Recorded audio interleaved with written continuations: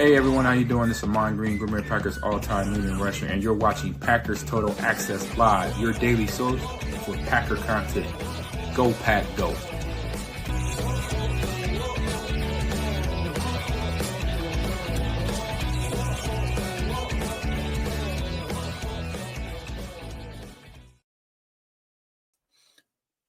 What's up, guys? Welcome into Packers Total Access. My name is Clayton. You can check us out on packernet.com. Find me on Twitter at Packers_access. Joined alongside Emilio in Tennessee.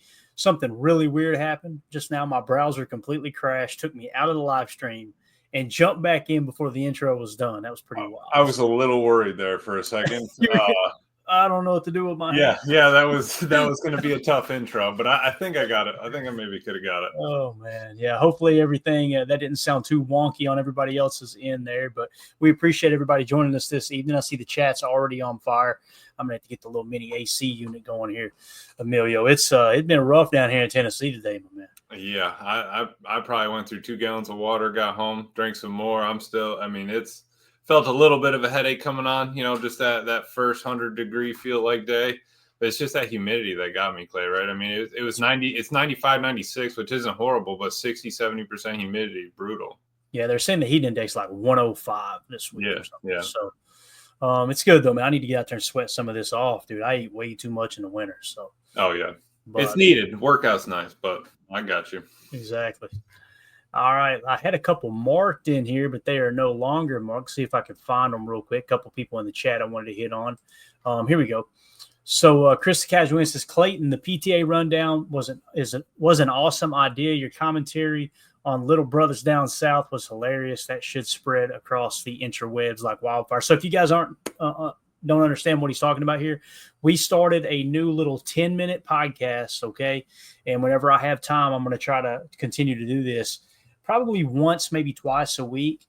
Here's the latest news around the Packers. Just a quick rundown, rapid fire. It's just me talking, not giving a whole lot of personal opinion, Emilio. It's just very simple, straight to the point, man. Here are the facts, bang, bang, bang. We're also releasing some history segments as well, guys. And listen, these are going to be AI generated. The history ones are. It's going to be kind of like an audio book, but we're going to be telling like the story of Curly Lambeau. We're going to be telling the Curly Lambeau one was horrible. Just kind of overlook it. We went ahead and uploaded it anyway. The next one's going to be the ISPO. It's a little bit better. I've been messing with some software and get some background music put in, things to make it just a little more palatable. But again, it's more about studying the Packers and understanding the history than it is, wow, that's a high quality audio. Mm-hmm. So, just some extra content we're going to get out to them. Hey, I love it. Quick and to the point, man. That's how you get that info out there, Clay. Yeah, quick and to the point. Speaking of that, Blake B says, drove by the Lions training facility today in Allen Park, Michigan. Gave them a one-finger salute as I passed through. We got to beat their ass this year. Amen to that, sir. Amen to that. If you guys would, hit that like button for us on your way in. And feel free to sub to the channel if you're new here. We're showing a bunch of new viewers. If everybody who viewed this channel just hit that subscribe button, boy, we'd probably be about 16,000 subs right now. That's so great. If you are passing through, hit that sub for us. We appreciate it. Tim, we got joining us now from Green Bay. Tim, how you doing today, bud? 100% late, but 100% on time for F the Detroit Lions. I love that comment, by the way. Perfect. I appreciate the one-fingered salute to our people in Detroit. I love it. Yeah, definitely. And I see people are asking, Sofa King Cool says, anybody else's YouTube acting wonky? I'm showing bad connection. It's hilarious. Wow. Okay, folks on the pod there, we lost Clay in the heat of the moment. So I think as soon as he said we were losing connection, we lost the connection. Mandy's got the whole place fired up at the house. Every TV's on. But yeah, so real quick, happy birthday to Greg Rice. Sofa King Cool. Looks like Clayton just needs a new internet provider. So, easy. I don't know what's going on with StreamYard because I've got great connection. Like my internet connection showing everything's up to max pretty much. But on StreamYard, it's showing one bar and it says, get off Wi-Fi and plug in directly, bub. We're hardwired in here. I don't know what you want. It's a great tip. Yeah. If I do, Greg Rice, the Clay switch to the Temu router. Listen, if I break out, guys, you just pick up where I left off, carry it through, and I'll continue to jump back on. But let's waste no time, man. Let's get into the content for tonight. As we've already covered the weather, we've covered everything in between. Again, you guys check out those latest podcasts and videos we put out. And arsonist, I've got to hit this. I'm sorry. H.E. Soder says Curly Lambeau, player, coach, womanizer, and arsonist. Don't forget Booze Hound. Don't forget Booze Hound.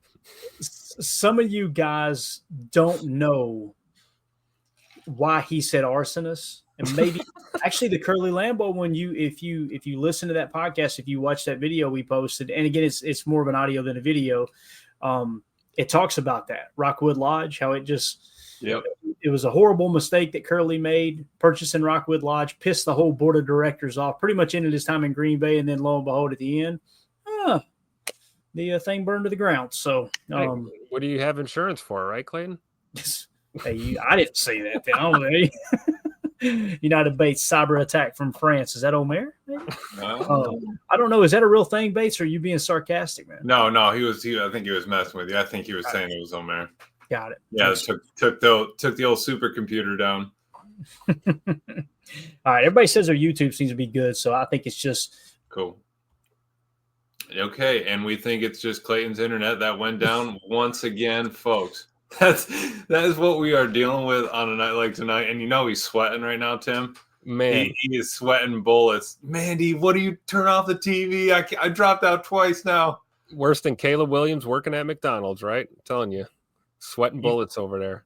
He'd have to be. I don't know if he could handle the drive-through location, Tim. I think he'd have to be Fry Guy, maybe. For sure. I have no idea what's going on right now. This is wild. This has never happened.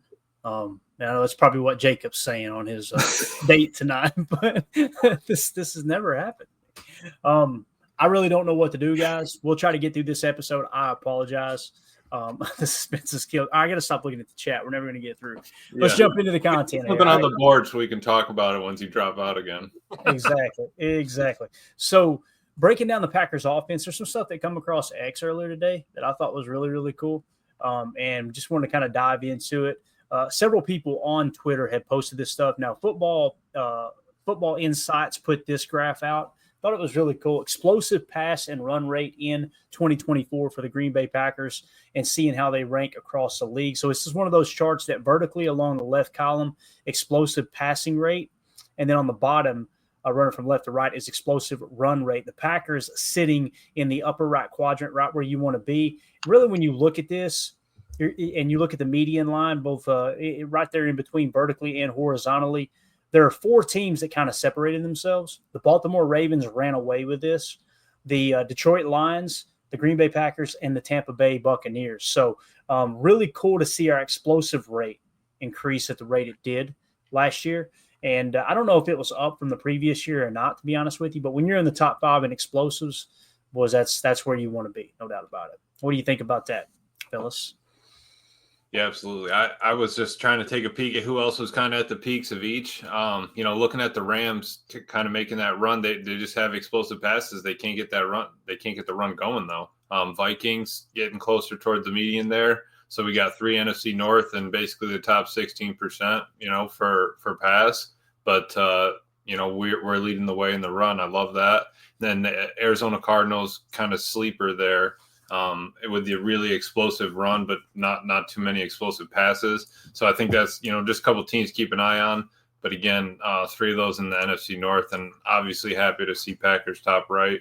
I'm pretty sure you're right though, Clay, that this explosive rate is better than last year's, just because I do think that having Josh Jacobs and just really kind of being able to mix the whole team together really came together this past year.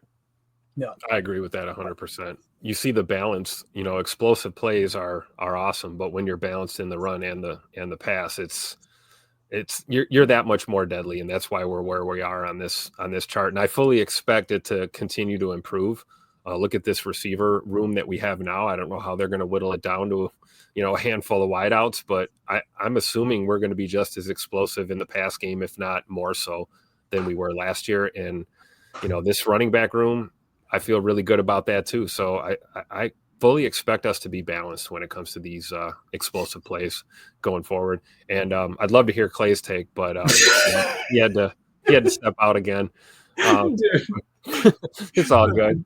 This is Voter in the chat though. Given love with someone limited, the Packers really balled out on offense. I think that's a great point, right, Emilio? Yeah. I mean, you had a banged up Jay Money all year. You know, Malik Willis stepped in when he needed to, and really the team didn't miss a beat when it came to the offense. And other than down the stretch, we might have stalled a little bit down the stretch. Right. And maybe J-Love missing Tim got the run game explosiveness kind of going early with Malik. Like, okay, hey, maybe we can rely on this throughout the year. Let's start it off early, and then, you know, let's keep adding to it.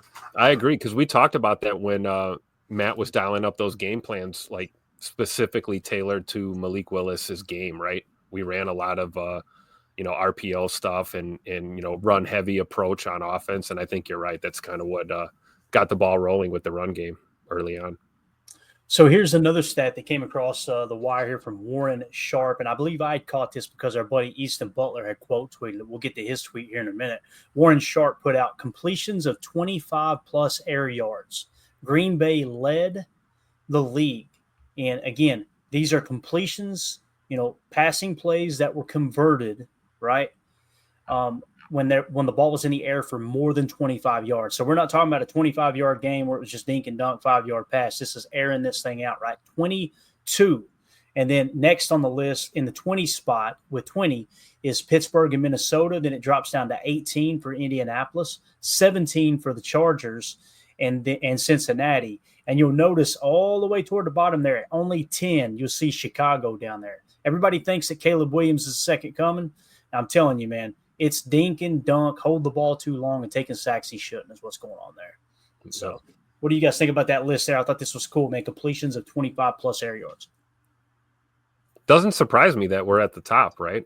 I mean, we know Jay Money likes the old F it, read down there somewhere play, right? So it makes perfect sense. Plus, you think about the weapons he has, like, Tucker Kraft, in the tight end room, and there's plenty of targets. So it makes sense that we're up there, because as much of an emphasis as we put on the run game, with the addition of Josh Jacobs, and hopefully we'll see a little more of Marshawn Lloyd this year.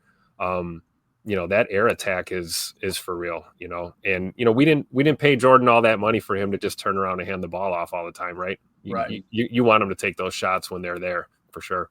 Absolutely. You got to trust his arm. That's what you spend it on.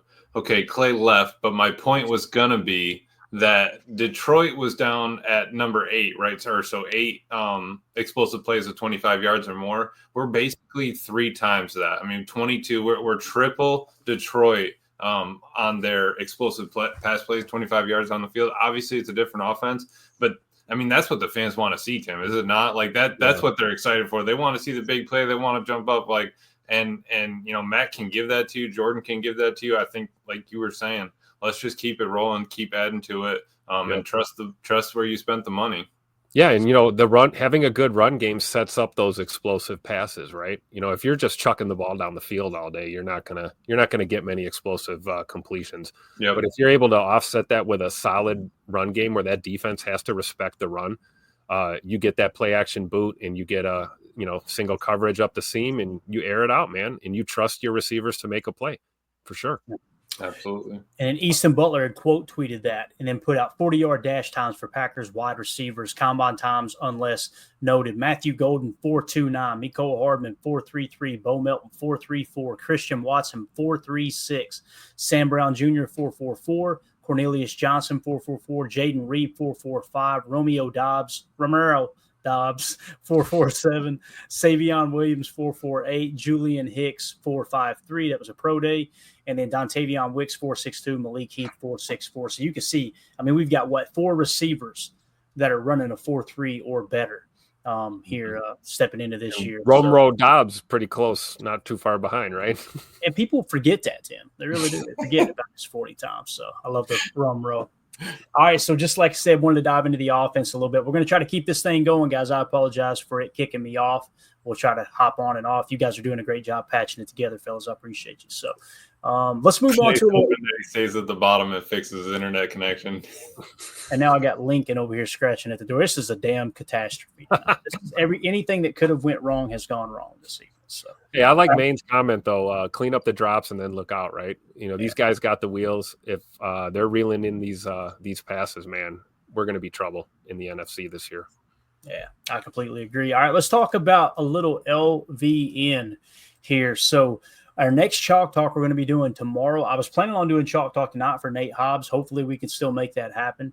But tomorrow we're going to be doing an LVN Chalk Talk. So keep in mind this video is already up over on our Patreon group. So you guys can go ahead and get a jump on this, a minute 53 of some of LVN's best plays from last year. We got his sacks. We've also got – I didn't focus on the quarterback pressures. I showed the sacks and I showed the run stuffs. That's what I really keyed in on. And let's just kind of dive into the same way we did with Nate Hobbs, right? Below is a summary of the Green Bay Packers defensive end, Lukas Van Ness' strengths and weaknesses for the 2024 NFL season based on available analysis and reports. So keep in mind, most of this probably comes from PFF. So you're going to see some conflicting statistics in terms of what we show with NFL Pro and some of the stuff that's mentioned in the article itself. So let's go get into it here. Strengths, physical attributes. At 6'5", 272 pounds, Van Ness has a prototypical defensive end build with exceptional length and strength, ideal for the NFL. Athleticism and explosion. Displays explosive twitch and speed, 4.6 40-yard dash, allowing him to chase down mobile quarterbacks like Justin Fields, as we've seen there week 1 against the Bears, obviously in LVN's rookie year. Bull rush effectiveness. His powerful bull rush is a standout, often overpowering offensive lineman when it connects. That seems to be his go-to move, is that bull rush, obviously playing inside a little bit more at Iowa than he has played here in Green Bay. Run defense, useful as a run defender with 19 solo tackles, 7 assists, and 8 tackles for a loss in 2025, showing ability to stop ball carriers. You guys will see that on Chalk Talk tomorrow. I think we got something like 7 or 8 plays where he got run stopped, where he was just dominating in the run game. And it's funny because when you look at the PFF grades, it would suggest he was horrible at run stop. We show the tape and it's like, I don't know, man, he looked pretty stout to me. Versatility potential showed. That is hilarious, Tim. The immediate time that he put himself above you, he timed out again. So, and I cut my camera thinking I was clogging up the stream or something. So that's not. Showed capability to both edge and interior roles, with the Packers experimenting with him as an interior rusher in obvious passing situations. You'll notice that too with the snap count. He's played on the inside quite a bit, a lot more than people realized from last year. Work ethic and growth, demonstrates a strong work ethic and has shown growth in confidence, particularly noted by Coach LaFleur in the 2025 offseason practices. Late season improvement, produced 12 pressures, including sacks against the Niners, Dolphins between weeks 12 through 16 of 2024, indicate potential for impactful stretches. You'll notice when we get to the stats here in a minute, his last 4 or 5 games were just unbelievable.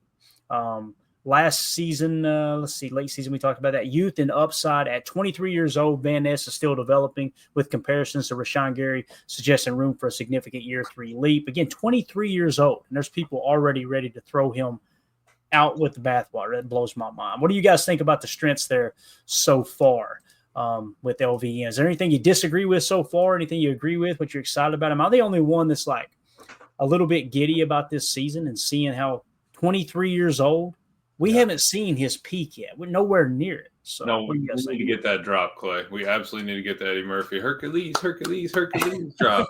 That's what I'm saying. I really do think he's going to take off this year. Got his feet under him, got some reps in the NFL level, and I think he's ready to grow. Now that Preston's not there, there's really nothing holding him back. Yeah, you got JJ there, but it's yours to take if you want to be that dog. That was 13th overall. Let's show it up this year. I agree. And I think we're all probably in the minority. It seems like a lot of the fan base gives him a lot of crap. I feel like a lot of people are down on LVN, mainly because they're probably not as patient as we are. And we understand that, guys develop at different rates. I think at his age and with the experience he's had these last couple seasons as a pro, year 3, man, this is going to be the year for him. It's now or never. For a lot of guys on this team and at this point in their career. I fully expect him to take that step and be a force to be reckoned with. And, we can talk about, there goes Clayton again. Sit your butt outside. Tim, you expect somebody that's had 15, 16 games, 30, in the past 2 years to have some sort of knowledge aspect ready to go, NFL mentality about, all right, I need to prepare. I need to be ready to roll so that we can get this taken care of. I agree. And I know, I think Clay has echoed this sentiment too, is that, it's probably going to be the LVN show this year. And, JJ and Igbari may not even necessarily make this 53, depending on how things shape up. I haven't even thought about that. Yep. All right, weaknesses. Inconsistent pass rush. Struggle with consistency, recording only 3 sacks, 6 quarterback hits, 20 pressures in 2024. With a declining pressure rate, 5.3% in 2024 versus 8.2% in 2023. What's hilarious is when you go to NFL Pro, it says quite the opposite. As you can see here, in 2023, his quarterback pressure rate was on 8.5%. Last year, it jumped to 11.2%. So that's why it's important. Watch the tape. Go watch the tape. Again, pressures and pass rush win rate, you want to argue which one's more important. I got you. That's cool. But when they have that big of a difference, that big of a drop off in pressure rate, and we can literally click and watch every single pressure he had last year, and that those numbers don't line up with whatever website or PFF is pulling constantly, that stuff I have a problem with for sure. Low pass rush win rate, his 9.5% pass rush win rate in 2024, while improved from 6.9 as a rookie, remains below expectations for a first-round pick. You notice how those two statistics conflict with each other right there? One is saying that he was better his rookie year than this year. The other is saying he's better this year than his rookie year. So technical limitations, appears stiff as a pass rusher with poor hand usage and reliance on the bull rush, limiting his effectiveness against skilled tackles. Struggles with agility, frequently gets washed out on loop rushes, and lacks fluidity, making it hard to counter offensive linemen's adjustments. What I'm seeing there, guys, is when they run that loop and he's kind of spying the inside, they're chalking that up as, man, he ain't effective against that loop. When you can see on the tape, hand fighting and just kind of protecting that interior lane, I think there's a little bit of error there in some of the judgment on whether or not he's doing what he's supposed to do or not. Let's see, struggles with agility, frequently gets washed out on loop. We hit that, right? Injury impact, a broken thumb in 2024 hampered his hand usage. And I think that his broken thumb also caused, the technical limitations on some of those loops. I was going to say, because when he can crash down on a loop and he's pinning the guard's hip and he's really trying to wash out that wall, Tim, it's something that, he's got the strength for. That's no problem. If he's trying to really get, work himself upfield in that loop and using his hand to swipe, punch, rip. I mean, it was his left thumb, I'm pretty sure, right? I think broken thumb is not going to help you one Just bit. the tip, though. Exactly. Thank you, Matt. Perfect. Because he's down there, right? They're asking him to do twists. They're asking him to do stunts. But if that's our only issue with him, he has the strength to move these guys around. That's not the problem. I think the hand fighting is really going to clean up this year. Maybe he gets himself free a little bit more, actually able to, do some moves, grab a hold of the dude's plate and everything. You don't appreciate how important that is until you don't have it, right? We talk about the speed. We talk about the footwork, the power, the athleticism, but if you can't grip and rip, or you can't get that leverage, or it's a little more difficult to get that leverage, your game's going to suffer a little bit, Absolutely. You see guys play with the wrap all the time. It's not a big deal. You think, oh, it's just a thumb. It's like, man, that's pretty crucial to, like you said, your swat and swim or your hand fighting moves. Right. And that versus like Nick Barnett when he had the club on. Remember that thing when he just had the spike? I mean, as a linebacker, okay, I just need to get wrapped up. Like you're fighting up the second level of like lineman blocks, but okay, just swat them, or I need to just get side to side. And you're going to be at a disadvantage no matter what. And you got to know those guys on the O-line opposite of him. They know, oh, hey, it's his left hand. Oh, that thumb's wrapped up. They're going to smack that thing every chance they get, you're right? Shooting for it. On the bottom of the pile, you throw a little elbow on as you're getting up. I don't know what happened there, but the birthday boy says, Greg Rice, Wall said sometimes edges get something that unlocks them and they become beasts. Hey, I'm totally fine with it. Whatever he needs to do to make that happen, I'm for it. It could be that scenario that we talked about. We already said Preston Smith is out of the picture, right? Well, if JJ and Igbari ends up being out of the picture, and we're going to put that on LVN to be that guy. That's a runway. Yeah, that is an absolute runway for LVN. If Igbari, and not that maybe he leaves or anything, but if he's a step down, he's gonna be known as the backup guy or the extra legs, whatever. I think that's a possibility. Sure. Coach Lynn here says LVN will be really good in the run game. I feel like that will help for sure. And again, back to the thumb, having being able to get off to fill and get into your gaps, A, B, C, whatever it is, it's going to be huge. Absolutely, especially if they kick him in too. We talked about the possibility of him maybe going inside. I could definitely see him wreaking havoc against the run on the inside for sure. All right, boys, this is a disaster. I completely restarted the computer. That's why it took me a little minute to get back in here, and it is still doing the same thing. So it's definitely on StreamYard side for me, I guess, being the host. But don't really know what else to do, so we probably won't be able to do Chalk Talk tonight game. I apologize. Amelia, I'm wondering if it's something to do with what we talked about in the beginning where it was saying that for those who don't know, they gave a new feature now on StreamYard. You know how it is. Anytime they update something, everything else breaks. So it's recording all of us individually in case we wanted to cut just our individual takes, which we could care less about.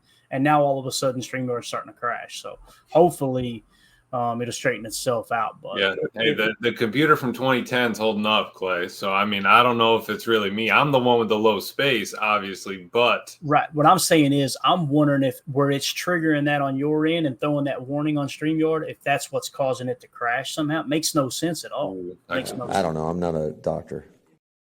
Nor am I, Coach. Nor am I. Let's see if we can get through the LVN talk, and then we'll kind of just wrap up after that. But, so some of the statistics here, the thing I wanted to point out, if you look down the stretch here in terms of the quarterback pressure percentage, and if we could drop that upper right logo down before I get crashed out again here, I'm sure it's about to happen because it's showing bad connection. There we go. Thank you. Look at the quarterback pressure percentage starting in week 1 here. All right. 0, 6, 10, 15, 0, 13, 9, 0, 9. Now look at this stretch right here, guys. 9, 11, 20, 26, back down to 5, 12, 41, 41% against the Seahawks, or I'm sorry, against the Saints. Then back down to 9, and then you finish week 18 with an 8% pressure rate.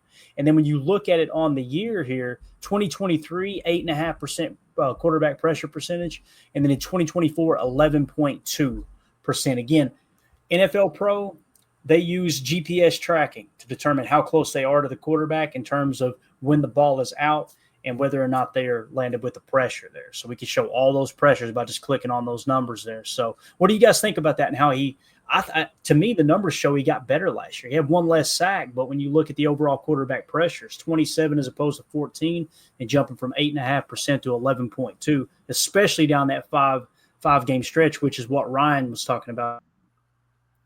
Yes, because Ryan was talking about that. The pressure percentage going up was at 3% there, Tim, and he really only had 50 some more snaps. I think he was like at 347, ended at 407 this year, and he's only getting 39-40% of the playing time. So that's one thing that he's excelled, not having a bunch of opportunities. But it's also you can't get into a smooth groove if you're not facing the same dude or setting him up or anything like that. Absolutely. And I'll take higher pressure rate than sacks all day. We talk about that pressure pick coverage sack all day. And, you hit on the snaps, right? I fully expect LVN to be playing at least half of the snaps this year, right? Probably get another 10 to 15% increase in his amount of snaps that he's playing. And if he's on the field more often, he's going to have more opportunities. I mean, it doesn't take a rocket scientist to figure that out. One of the biggest gripes we've had about him is that he's not been on the field. We want to see him on the field more, right? That's it. We talk about the hockey line all the time. If he gets up to 600 snaps, if he adds another 200, that's a third of what he's done already here. I mean, you give him the opportunities, things can happen. He can't do anything on the sideline, though. Yep. All right, moving along. PFF grades. This is where it gets ugly. All right. And we'll just go overall by week. If I cut out, you guys just jump right in. 65, 46, 64, 59, 69, 30, 30, 63, 51, 33, 82, 68, 68, 61, 61, 56, 65. Remember that 65%. 65%. That's what remember the Saints game where he had what was it, a 41% pressure rate, right?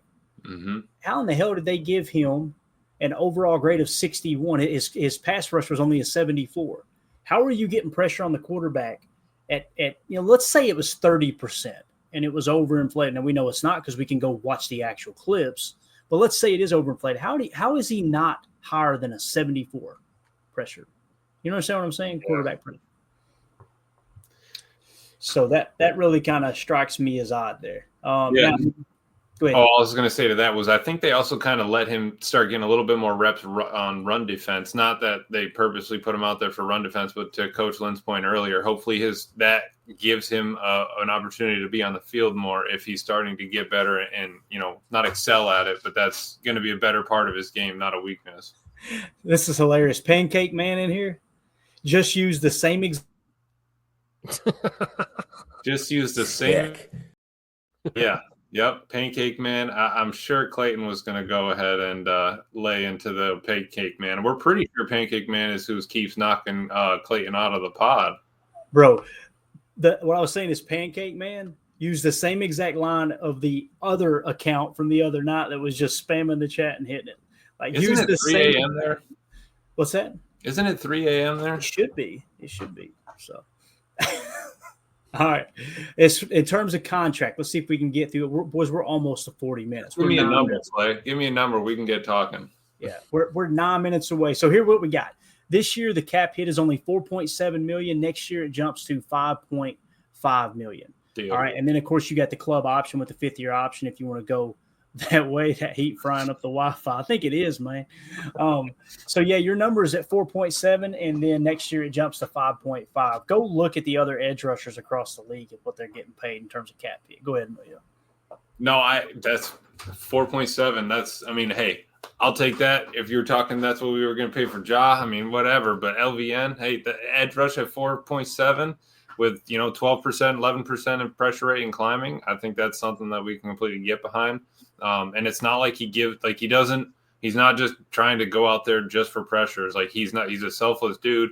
I remember that the Tennessee game where he had his sack or he had the sack or Rashawn had the sack and he washed it out for him so that he could get it. And it's just like, dude, it's a brotherhood down there. You're fighting in the trenches. You got to help your buddies sometimes. Yep. Yeah. Definitely. So again, in terms of the contract, as I think it was Solder said, LVN is cheap labor, so you better get used to him being a Packer. Amen to that. Mm-hmm. We know how Goody loves those deals, and that's definitely a deal in that regard. Again, you got someone who finished the year with 11% pressure rate, and he's $4.7 million against the cap. Actually, last year he was 3.9 against the cap. So with a 5th-year option upcoming. It's coming up in 2027, Emilio. So I wonder what that'll be by then. That'll be a significant number there. 20 plus. Oh yeah, it would have to be, right. Whatever Quay's number was this year, right? I would imagine. So Quay's was like 15, yeah. So I could see a franchise tag on that, Tim, at 20 plus in 2 years. So the question is, would you slap it on him if maybe say LVN shows out this year, right? Would you be willing to slap it on him to get him over that hump to say, hey, we want to get a deal done for $20 million? I'm not sure. I think I would, but it really kind of would depend on how this year goes. Yeah. Talk to me after week 8, right? Let's that's fair. See what we're looking at, right? I agree. We still don't know what they're doing with Quay right now, too, right? Let's see what they work out for him. That's true. Yeah. So, am I choppy at all on here, guys? Nope. How in the world is there such a bad connection that it cut me off, but I'm not getting blurry or anything? That's just you're not getting blurry. You're not getting the Wi-Fi misconnection or anything. I have no idea. Unbelievable. Clay, get pedal fast enough to keep this thing running. Got to check on the hamster wheel down there and see if that guy's still. Like we got Lincoln down on the wheel downstairs, right? So there you go. There's your LVN breakdown. Again, tomorrow we're going to do, Lord willing, Tomorrow we'll do a chalk talk on LVN. I think you guys will be surprised. Make sure you go check that out in our Patreon group. The video is already up. You can go ahead and get a jump on it. And we got him keyed up circles so you can find him real easy on the field. And let us know in the comments, let us know in the Patreon group what you think about that tape. We were going to do Nate Hobbs chalk talk tonight, but it'll be an absolute disaster. It's already a disaster. I love how people in the chat were already saying like, "Oh man, this show is great." Who was it that said it in there? They're loving it, right? Of course you do. Bunch of degenerates. Yep, and there goes because I think Clay's frustrated with the degenerates in the chat, and that's why he's having a problem here coming in and out. Now, I really am kind of excited to see if he has enough internet to get through this next 5 minutes. But the Packers' schedule this upcoming year could be something to write home about. Absolutely. Other than the early bye, I'm not a big fan of the Week 5 bye, but hey, it's all right. We'll be all right.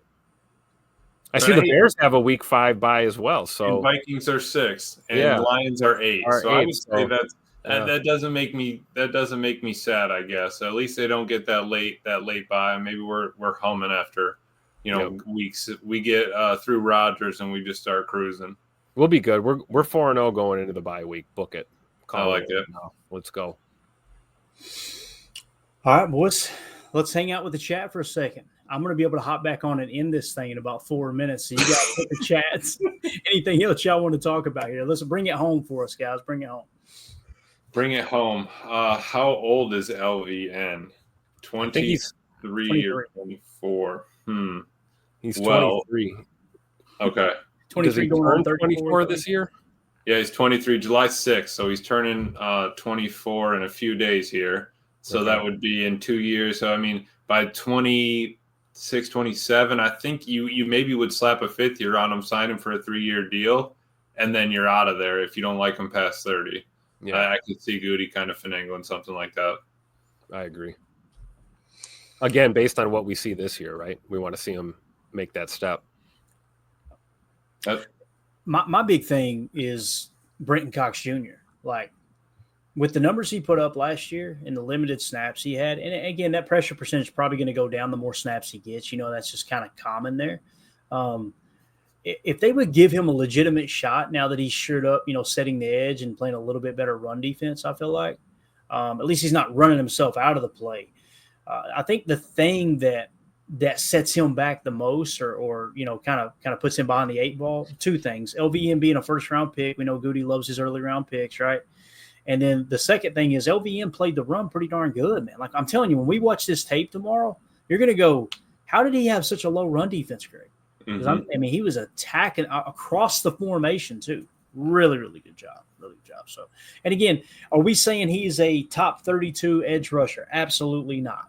But what we are saying is this is going into year 3. Don't be surprised if he takes a huge step this year. This is the year that Trey Hendrickson took the big step, was year 3.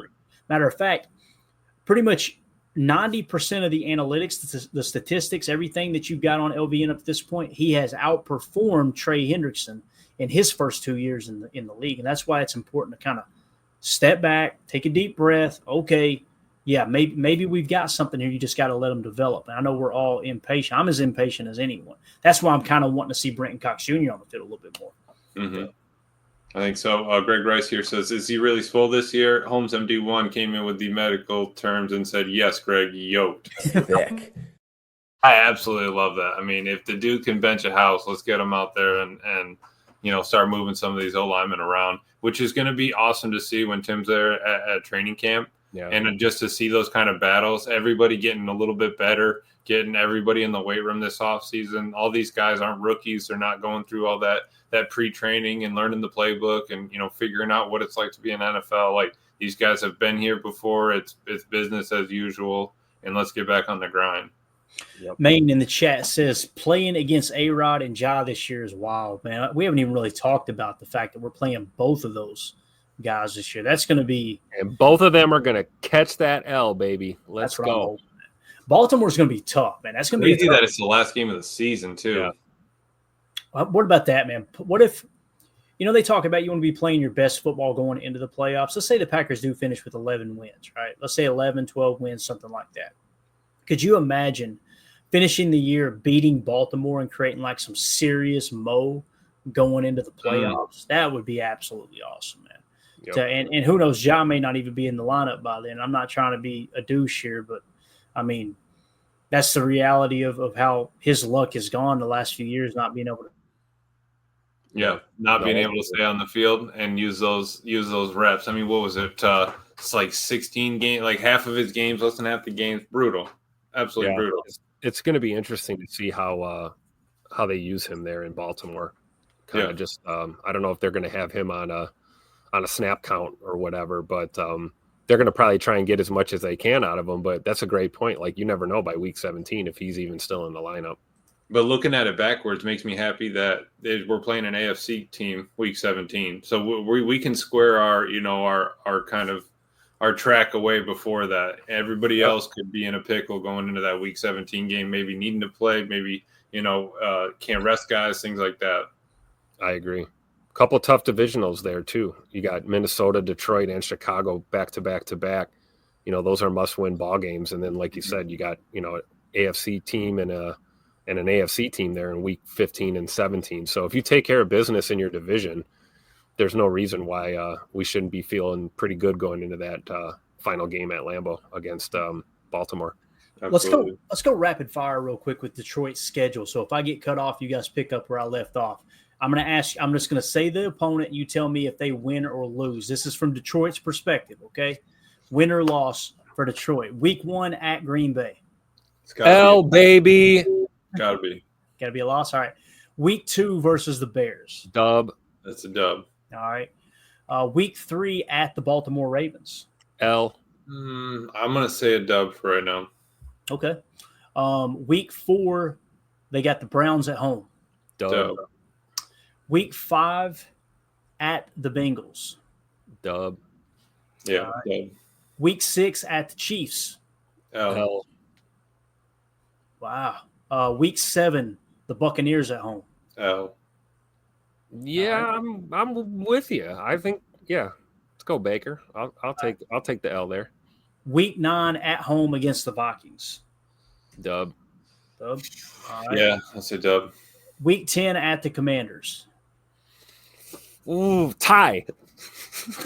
Damn it, Tim. We're about to lose connection. I think it could be 2 L's back to back here. I agree. I'm going to go L there as well. Okay. Week 11 at Philly. They got a tough schedule, guys. Yeah. That's an L. L. Yeah, L. L? Y'all ain't going to believe this when we tallied up. This is wild. Week 12, the Giants at home. Dub. Dub. All right. Week 13, the Packers at home. Let's call that a dub. For them. They're I was going to say dub. All right. Nah, we're beating them twice this year. Week 14, the Cowboys at home. Dub. I agree. Week 15 on the road to the LA Rams. Surprise L. I think they catch that L. I think I might stay dub there. Are you? So we got to pick one. You guys got to decide. Oh, okay. I'll go with Tim then. We'll take an L against the Rams. You know what? Since it's split, if it's split, let's give them a dub. Yeah, dub. And then I've got because I had the L for the Rams and then the dub against the Steelers. So I think we're going to cancel each other out anyway, right? Okay. What did you have for Week 16? Do you have them against the Steelers? I think they're going to get a dub against the Steelers and Rodgers. Okay. All right. And then Week 17 at the Vikings. That's a loss. Yeah, that's a Going loss. into the playoffs, maybe they're running downhill. Give me your thoughts on that schedule right there, and I'm going to tally this win total up real quick. Here's my thought. Playoffs? Don't talk about it. Playoffs? Absolutely. Yeah, what will be nice is they play Baltimore early, right? So that's going to be something that we can go back on later in the year, kind of key back into it. All right, a North opponent that we're used to, played the team that we got to go up against already. We're going to see Cleveland before they do. We're going to see the Cowboys before they do. And we're going to see the Bengals right after they do. So I think that going into those first couple weeks, there's going to be a lot of learning tape that we can get out of the Detroit games going into some of our opponents coming up. That's a great point. And we got the Bears on the road at the end. I was like, man, this ain't tallying up right. They're going to beat the Bears, right? Oh, yeah. All right. So here's what we got. 1, 2, 3, 4, 5, 6, 7, 8, 9. 8, 9, 10, 11, 12, 13, 14, 15, 16, 17, 18 games. Yep, that's correct, Clay. I think we got them at 10 wins probably at the most. So we got 10 wins. 1, 2, nice. 3. Nice. Nice, Tim. Thanks for the update. Clay. Honestly, we don't even need Clay. So what, they're 10 and 7. I think you have to have double digits to take the North. Not, I mean, to even get into the playoffs, obviously, but 10 and 7 isn't going to win the North, though. Right. That's true. But to give you a snowball's chance in hell that you get a shot, you got to be double digits. Yep. So again, if the Packers get to 11 wins, I think you got a legit shot to win this division. And now, could the Lions win 12 games? They could. That's possible, right?